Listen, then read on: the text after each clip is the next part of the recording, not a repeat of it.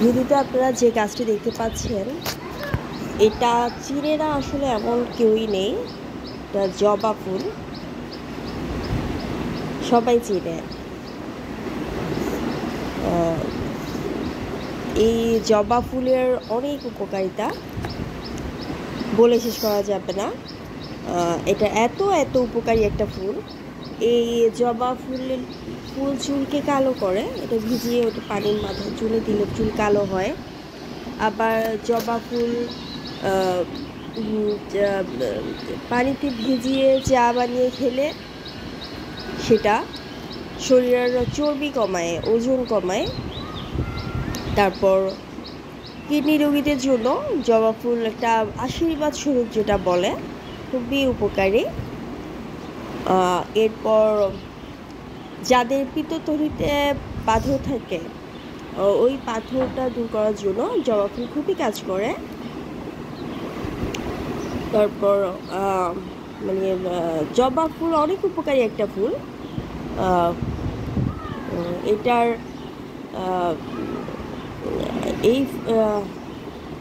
আবার এটা যে জবা ফুল ক্যান্সার প্রতিরোধ হিসেবেও খুব কাজ করে। জবা ফুলের রসটা অ্যান্টিঅক্সিডেন্ট হিসেবে ব্যবহার করা হয় ক্যান্সার রোগীদের ক্ষেত্রে। তারপর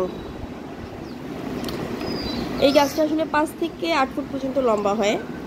এটা আপনি যত স্পেস দিবেন তত এটার বেড়ে ওঠার ক্ষমতা। এই ফুলটা আমি দেখলাম যে জবা গাছের কোনো যত্ন করতে হয় না, এটা এমনিতেই বেড়ে ওঠে।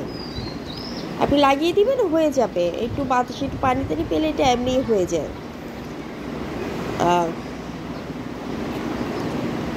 আবার এটা চর্বি ওজন কমানোর জন্য খুবই কার্যকরী।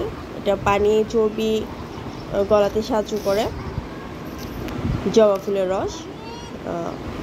চুলের জন্য তো সৌন্দর্যের জন্য এটা খুবই উপকারী। এটা এর রস খেলে স্কিনে সৌন্দর্য বাড়ে।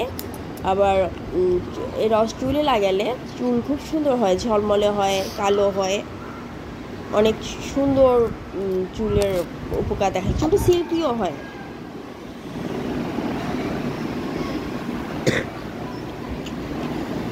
এই গাছ করার জন্য আপনার কোনো যত্ন নিতে হবে না। এটা ঢাল ভেঙে এনে রেখে পুঁতে দিলে ওটা হয়ে যায়। একটু বৃষ্টি পানি পেলে এটা একদম হয়ে যাবে।